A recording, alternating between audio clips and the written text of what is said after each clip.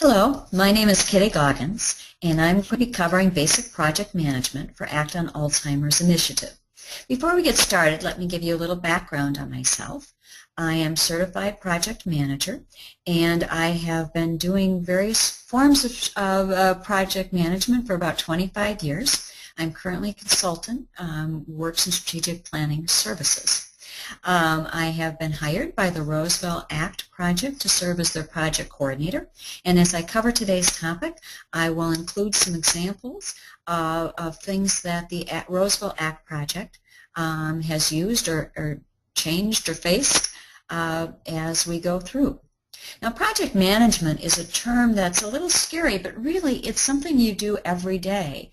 All it means is taking something that has multiple steps, is a bit complex, and making it happen to give the desired outcome. So if you're making a breakfast of, let's say, eggs and bacon and toast and juice and coffee, you would use basic project management. You would think about, okay, what ingredients do I need? What steps do I need to do for each of them, in what order? How does that fit together? So do I get started on my bacon, and what time do you start my eggs so that everything's ready at the same time? Well, that's the same concept you're going to want to think through on the Act on Alzheimer's project. ACT provides you a framework for the initiative. They've outlined the major phases of the project that need to occur: convene, assess, analyze, and act together. What you need to think about is defining the work for each phase. So with your full group or a sub-team, you'll want to brainstorm everything that needs to occur. Just make a lengthy list of all the things you can think of that need to happen. Then you'll want to take those tasks and put them in order that they need to occur. So you have to define how the different tasks are linked up. What needs to be done before a task, or what can occur at the same time? For example, if you're just starting convening, and you want to have a meeting to convene, you've obviously got to figure out who you're going to invite before that happens. Then you're going to have to do some kind of marketing or communication or emailing, or however you're going to invite the different folks. That would be an example of what has to occur. What has to occur at the same time? Well, once those invites, whether you're doing the rest of this work, you can think through what the actual agenda is going to be, how much time you need, etc., and plan that out. So that's an illustration. Then if there's options, you'll want to assess the different options of ways to proceed. What are the benefits or the risks with your different choices? What makes the most sense as the approach for what you're going to take? You'll want to fill in any missing steps that become evident during the discussion. Inevitably, there'll be some things you didn't think about earlier on, but once you start laying them out in sequence, you'll say, oh, we need to add this and this and this. So you want to make sure you've got a complete list of the different activities. Then you'll want to identify volunteers available and interested in each task. And if no one's interested, and this is a challenge that we faced in Roseville. When I joined the project in April, the group had already been going for a while and had done a number of surveys. And the people who come every month to the meetings had kind of been tapped out in the number of surveys they were able to do. So we decided that the approach we would use is go out and recruit additional volunteers for a specific task of completing X number of surveys, so a 5-hour commitment, as a way to try to get more people engaged in helping to complete the survey work. Then you'll need to estimate the time needed for each task. A really helpful guide is on the ACT website. It does indicate rough time frames for each phase that you can use. Now be sure to build in slack. You don't want to have things tight up against each other, especially if the next task is dependent upon the first task being complete. So build in some extra time to make sure that your overall timeline doesn't fall apart. So take all these tasks that you've put together and make a work plan. So you put together the steps in sequence, you identify the critical path, and all that means is the one that if you miss a key step, the project timeline will be extended. And I'll share with you in a moment Roseville's critical path. So for show-stopping issues, discuss the options if the plan doesn't work. What's your backup? What are you going to do if that doesn't happen? You'll want to review the draft plan with your full team and revise as needed. So go through in detail with them. And if you have some missing spots where you don't have volunteers, that's a great time to get some additional people signed up for activities. Make sure there's a responsible party assigned to each task.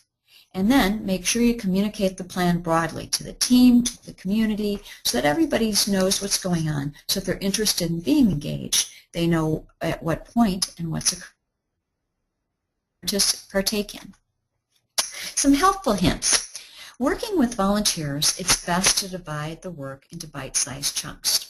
As I mentioned, our action team tried to recruit additional volunteers to do surveys. And we did that, we made sure the tasks were about a 5-hour chunk, so that when we asked people, we could say, oh no, this isn't an infinite, undefined commitment you're signing up for. It's 5 hours, it's in this time frame, you have flexibility as to when you do your actual surveys, so kind of make it bite-sized. And this is true for your volunteers and your ACT team as well. People are hesitant to sign up, but they don't know what they're signing up for. So try to divide the work into chunks that is manageable for people.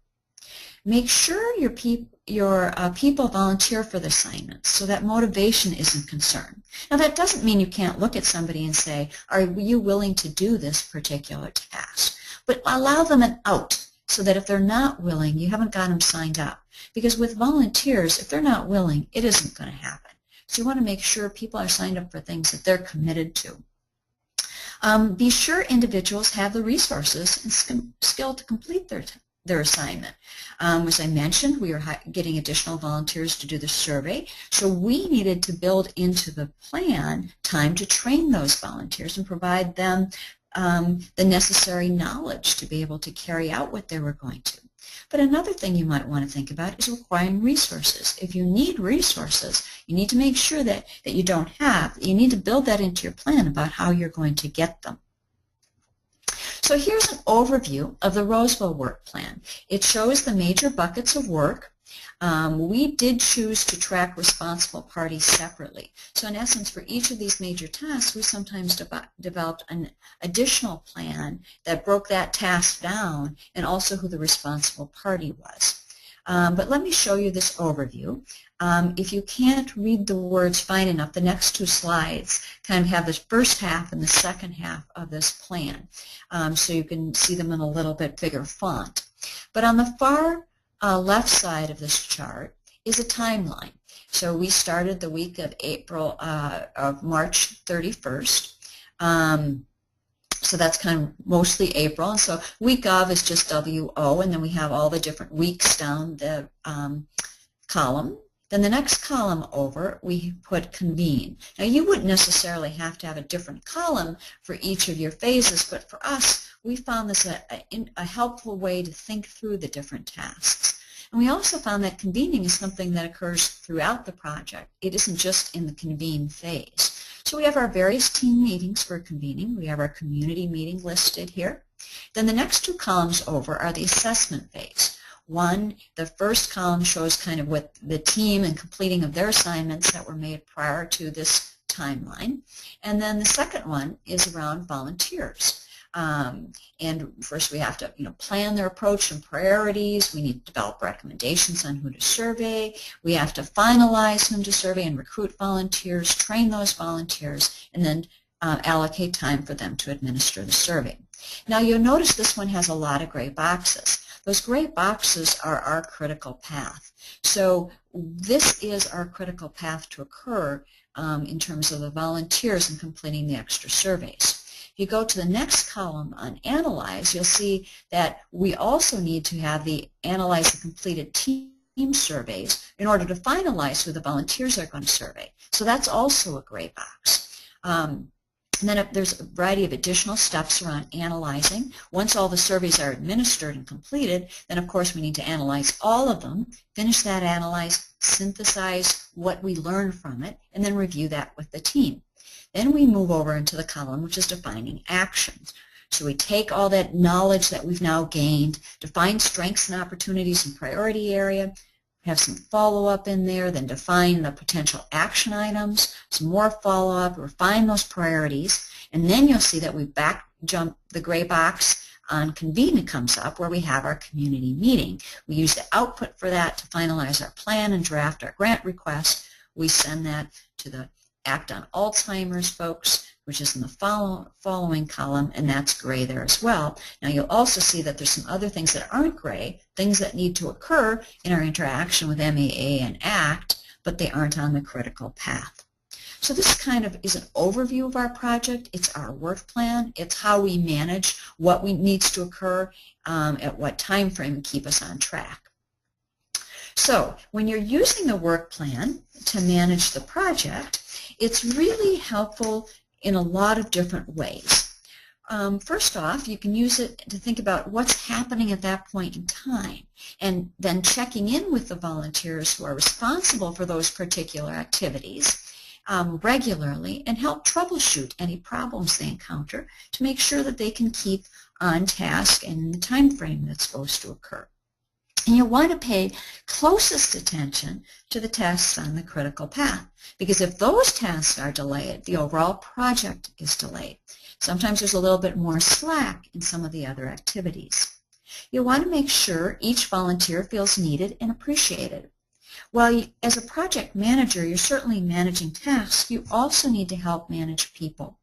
And whenever you're doing community organizing, making sure those volunteers feel what they're doing is important is really needed, because if they're not feeling good about what they're doing, they're not going to spend the time to complete what's going on. So you need to manage people as well as tasks. Use the work plan to guide your team meeting agenda and discussion, and I'll show you an illustration for the Roseville project in a moment, how we used our work plan to guide an agenda. Broadly communicate any adjustments to the work plan, since it serves as a team roadmap. And your work plan is how you're delegating that work, who's going to do what. And so if something changes on that, everybody needs to know so that their portion, their responsibility can be accomplished. And as needed, you'll want to use that same approach to develop a plan for specific activities. For example, the community event.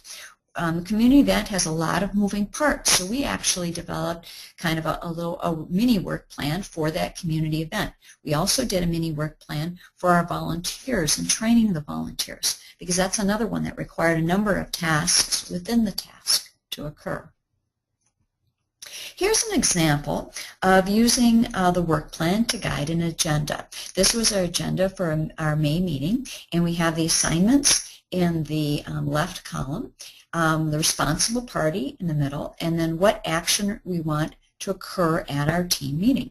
So for example, if you look under surveys, the first one is recommend lawyers, financial planners to survey. Warren W. and Janelle W. are responsible for making sure that was done. So they came to the meeting prepared to share their recommendation, and then we reviewed it, and we actually were able to finalize it, which was what we would like to have done at the meeting, to finalize exactly which lawyers and which financial planners we were going to survey. And then you can go down the list and you can see other activities that needed to be done at the meeting, or at least provided an update on, in order to keep us on track on our work plan. Now this is an example of a detailed plan for an activity. This was a meeting that our sub-team that was responsible for the community event held on July 2nd. Here's our event. You can see it. It's October 21st, 2:30 to 4:30, where it's located, what are our desired outcomes for the meeting, what the meeting agenda is, with kind of a plan on how we were going to do each step along that in the meeting agenda. Then the logistics that needed to occur, then what additional beyond the planning we had done that day needs to occur. For example, the room needs to be set up, who's responsible for that, providing refreshments, who's responsible, who's going to be serving as greeters, who's bringing the name tags, etc. Getting all those steps done. Then this group actually had a second meeting later in July to talk about the marketing activity list, and we identified about 15 different ways we were going to market the event, which defined who was responsible, what they needed to do, by when, in order for a community event to occur. So rather than try to have all this on one document, we've chosen to have work plans for specific subgroups where there's a number of activities that need to occur in sequence or parallel in order for the successful outcome to occur. So that is an overview of basic project management, a helpful resource that you can find online that goes into a bit more depth on project management, but still is a relatively basic description of project management is on your screen. I also have put my contact information. So hopefully you found this valuable information to help you plan as you go forward in your project and achieve a successful result. Good luck and good planning.